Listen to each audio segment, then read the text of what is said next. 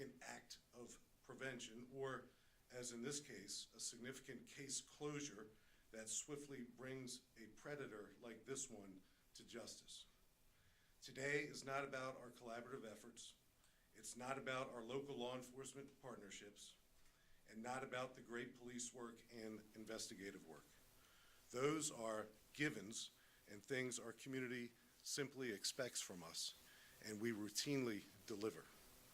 Today is about 2 sexual assault victims and a staunch reminder why it is still necessary to have a Sexual Assault Awareness Month, one that begins in just a few days and lasts throughout the month of April.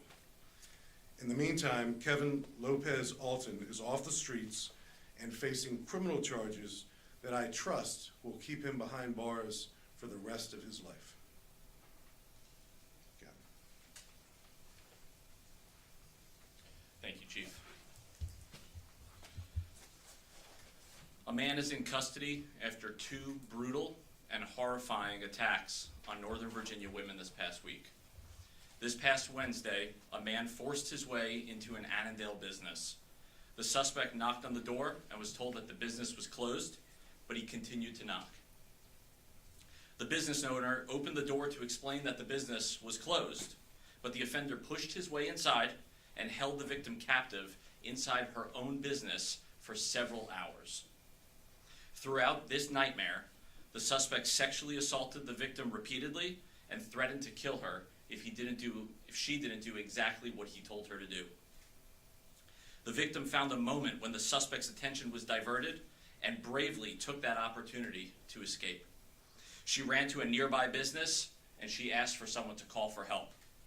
Officers arrived on scene and they immediately contacted detectives from our sex crimes unit and our crime scene section to assist with the investigation. Detectives located an enormous amount of evidence to include fingerprints that our suspect left behind. Detectives worked nonstop for over 24 hours, just hoping to get a break in this case. While detectives were investigating, they learned that the Northern Virginia Community College Police Department was working a separate attack on a separate victim from Thursday night. This victim was a student. The case on campus involved a lone female who was sexually assaulted by a suspect, and she courageously fought him off. Detectives from both jurisdictions compared information and determined that they were looking for the same man.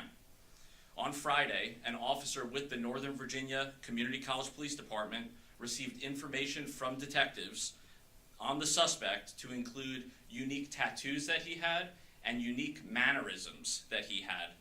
And the officer immediately identified a possible suspect from the tattoos and the specific mannerisms. As this information was being tracked down, investigators from our Navarra section of our Cyber and Forensics Bureau analyzed the fingerprints that were lifted at the scene, and they compared them directly to the prints of the suspect, and we determined that they were an exact match. This past Friday, detectives from both departments coordinated efforts on a manhunt for our suspect, Kevin Lopez Alton, 24 years of age, from Annandale. Lopez Alton is known to hang out in various shopping centers in Annandale, and after learning this, the FCPD saturated the Annandale area looking for Lopez Alton. A short time later, around 1:20 p.m. on Friday, an FCPD sergeant who was in the area located Lopez Alton in the Heritage Center shopping center, and he took him into custody. Lopez Alton has been charged by both agencies with a total of 12 violent felony offenses, to include numerous counts of rape, attempted rape, abduction, and strangulation. Lopez Alton is being held without bond at the Fairfax County Adult Detention Center. We are thankful for the hard work and dedication of our officers from both agencies, as well as the victim advocates who worked around the clock to ensure the safety of our community. Lastly, I want to recognize the bravery of the 2 victims whose courage to come forward undoubtedly prevented Lopez Alton from striking again. With that, we'll take any questions. Were these victims chosen at random, according to your investigation so far, or did you know these women at all? So we believe that these victims were chosen at random by Lopez Alton. We are still investigating any possible connection that he might have had, but all indication right now shows that it was random. There are 12 charges. Are they associated with just these two cases, or are you thinking he's been involved in other cases? So right now, these 12 charges are associated with the charges from Fairfax County Police Department and also from Northern Virginia Community College. But we're always asking to see if the community knows anything. If you know anything about Lopez Altan, we're asking you to please call us. And if you yourself are a victim, please call us so we can know more and we can help you. Do you believe he might be connected to other cases, especially with this kind of history? So at this point, we have no indication that there are other cases out there. But again, if there are any victims, we certainly need to hear from you. Yeah, one on Wednesday, one on Thursday. How convinced are you he would have struck again if you hadn't caught him when you did? Yeah, so we stopped any further attacks that he may have caused, but certainly he struck 2 days in a row, and we're confident that we prevented other potential victims. You mentioned mannerisms. What do you mean by that? What were his mannerisms? Yeah, so there are specific mannerisms that he possessed where when he was walking around, he had his fingers moving in a motion like this at all times, which certainly helped the Northern Virginia Community College police officer to identify him. Is he a resident from Fairfax County? He is of Annandale. Was the Northern Virginia Community College police officer familiar with him from being on campus, or was there some other interaction you had with this guy? He was not familiar with him being on campus, but he was familiar with him from his previous job. Previous job? Yes. What was that? He worked for the Sheriff's Department for Fairfax County. Was that his position when he was arrested? Is he still with the sheriff's? No.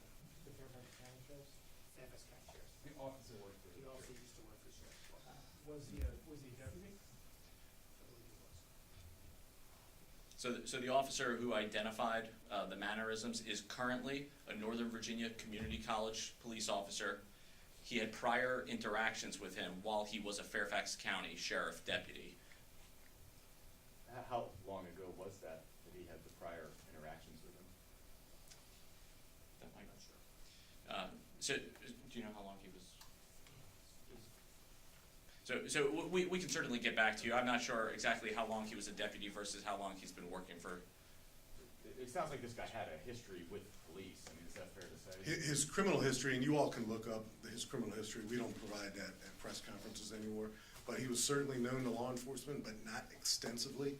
So it can't go unnoted that the Northern Virginia Community College police officer, based on his remembrance of this perpetrator when he was employed as a deputy sheriff, was absolutely instrumental in breaking this case wide open. We believe he absolutely, positively would have struck again.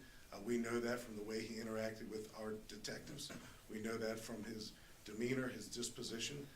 I would be shocked if there aren't other victims that he's left in his wake, and that's why we want to intentionally solicit any information about him from previous victims or people who know him in the community. These two acts were so brazen, so bold, so daring, that it would be hard for me to believe that he hasn't struck before. The Fairfax County business incident, was there any other reason that turned him away aside from being closed? Was he acting inappropriately, being aggressive? Yeah, it was closed and he made several efforts to get inside. They were thwarted by our victim the first couple of occasions, but then he successfully forced his way inside that business, and that's where he spent the next several hours attacking again and again and again our victim. When we say several hours, how many hours? Several, up to 8. How is the victim doing? Anything? She's traumatized. She's traumatized, but thankfully she's still here with us. She's very, very brave, like Captain Spital said, very brave woman to come forward, to take advantage of an opportunity to escape. But she was the victim of an attack that nobody should ever have to endure. Was she the owner of that shop, or was she? We're not discussing her status. You know, we have a responsibility to protect her identity, so we're not talking about who she is or exactly where she works in an effort to do just that. On that note, I realize you can't say what exactly the shop is. Is it a shop, is it in like a shopping center? Yeah, it's at a business place. That's about as far as I can go. Again, The main message here is we took a monstrous predator off the street. And if you want to see pure evil, take a look at that picture of Kevin Lopez Alton. And again, our sketch artist, the best I've ever worked with, an uncanny resemblance in her sketch to our predator in this case. Can anyone go into details on the 20-year-old, how she was able to get away? Was she a student, you said, at the college? She was a student. Can you walk up to the mic, please? Thank you. She was a student at the college. And how was she able to get away and avoid this guy? Well, at the time that it occurred, there was another student who was close by, who made himself available to assist her, and the subject ran off. Was it night? Was it dark, I assume? It was in the evening. It was Thursday evening at 8:50 p.m. On the Annandale campus. From the college perspective, is the police department doing anything else differently as a result of this incident? Well, whenever something like this happens, we always review our protocols and procedures. We have extra patrols out around the campus. We work with our local partners in all our jurisdictions to keep the campuses safe. And then as far as I know you frequented shopping centers in the Annandale area, no complaints at all from other people of any suspicious person going up? I mean, I guess that seems pretty a broad complaint. Has there anyone been concerned of someone looking similar to him before? So to our knowledge and through our investigation, we have not uncovered any other reports about him. But again, if anybody has seen him and does want to contact the police department to report anything that they have seen with Lopez Alton, we certainly want to hear from them. Since he was known to you prior, what do you think set him off or led him to do one and try to do another in 2 days? Yeah, Matt, sometimes it's natural for us to explain evil behavior like this. We look for a reason. There is no reason beyond. He is evil personified. He's brutal in his attacks on women. He's relentless in his attacks on women. And the fact that we were able to literally stop him from offending again and again and again is something that local law enforcement is tasked with, and we're proud that we were able to put him in handcuffs. But we can't begin to explain criminal misconduct like his, evil criminal misconduct. I wish I had an answer for you, but what he did was unspeakable. Is it your understanding he was working alone in these attacks? Yes. Anyone else? Is the sheriff's department at all involved in this? No. Investigation? No, I'm not sure why they would be, unless you have a follow-up to that. Yeah. Okay. And, one of the reasons why we've asked Director Sally Fayez of our Victim Services Division to be here is because after these brazen acts of brutality, sheer brutality, we are about to go into a month of April where we pause and recognize the importance of law enforcement, detectives, patrol officers, and victims of sexual assault. So I'll ask Director Fayez to say a word on that, and if you don't have any further questions, we'll conclude. Did he act alone or looking for another suspect?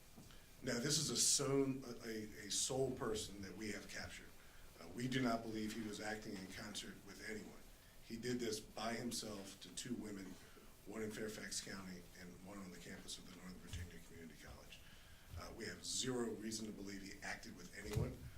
But again, and this is probably the 4th time we've messaged this request to our greater community, if anyone has any information about him harming other women or involved in any other crimes, please come forward and help us continue to hold him accountable for his crimes. So. Thank you. As the chief mentioned, April is the start of Sexual Assault Awareness Month. To the victims that are out there that we are working with, as the chief said, we are proud of you. You are courageous, you are brave, and it's important to understand that this doesn't end today. The police department's going to stand by you, and the advocates are going to stand by you, the detectives are going to stand by you. And so we recognize that you are watching, and we're with you.